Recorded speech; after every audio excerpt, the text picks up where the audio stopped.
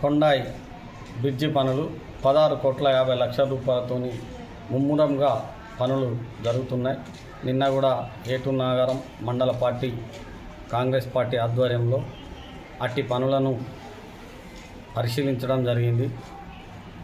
ఈ సంవత్సరం వర్షాలు విస్తారంగా ఉండడంతో ఒక నెల రోజుల ముందు కూడా 20 రోజుల ముందు కూడా పూర్తి స్థాయిలో ఇక్కడ వర్షం పడ్డది.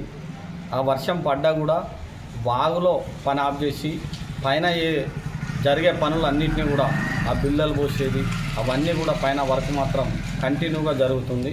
రానున్న జనవరిలో ఆసియాలో అతిపెద్ద జాతర అయిన మేడారం జాతరకు అందించే పనిలో కాంట్రాక్టరు మా మంత్రివర్యులు సీతక్క గారు పనులు ముమ్మరంగా చేపిస్తున్నారు.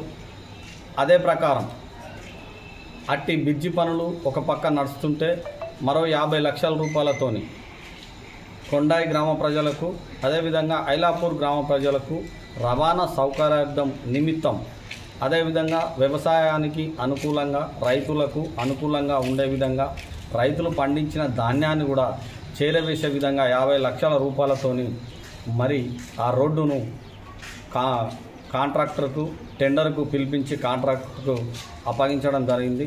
మరో 2 రోజులలో అక్కడ పనులు కూడా స్టార్ట్ అవడం జరుగుతుందనేది కూడా ఈ సందర్భంగా తెలియజేస్తున్నాం.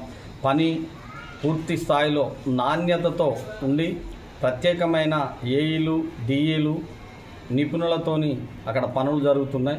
త్వరలో మరి బ్రిడ్జి పనులు కూడా పూర్తయి మరి ప్రజలకు సౌకర్యార్థం కోసం అప్పచెప్పే విధంగా కాంగ్రెస్ మండల పార్టీ అదేవిధంగా మా మంత్రి గారు సీతక్క గారు ఆ ఆలోచనతో ఉన్నారనేది కూడా ఈ సందర్భంగా తెలియజేస్తున్నాం. అదేవిధంగా ఇటు నుండి మేడారం పోయే రూటు కొండాయి గ్రామం నుండి మేడారం వరకు, చాపల్లి నుండి మేడారం వరకు, అదేవిధంగా చిరణపల్లి నుండి మేడారం వరకు పోయే దారిని కూడా బీటీ రోడ్డును కూడా మరి నిధులు మంజూరు చేయించి పనులు చేయిస్తున్నారు. అదేవిధంగా చిరణపల్లిలో హార్చిల్ కానీ అదేవిధంగా దొడ్డలో సారలమ్మ గుడి కానీ మల్యాలలో సమ్మక్క గుడి కానీ అదేవిధంగా గోవిందరాజు కాలనీ కొండాయిలో గోవిందరాజు గుడిని కానీ పూర్తి స్థాయిలో కలరింగు మరమ్మతులు చేయించడం జరుగుతుందనేది కూడా ఈ సందర్భంగా తెలియజేస్తున్నాం. అదేవిధంగా రానున్న జాతరకు భక్తులకు ఎలాంటి ఇబ్బందులు లేకుండా రోడ్డుకు ఇరువైపులా వాళ్ళకి ఎక్కడ వాటర్ సౌకర్యం కావాలి, వాళ్ళకి ఏ విధంగా ఉంటే బాగుంటుంది అనేది ప్రత్యేక దృష్టి మంత్రి సీతక్క గారు పెట్టిండ్రు.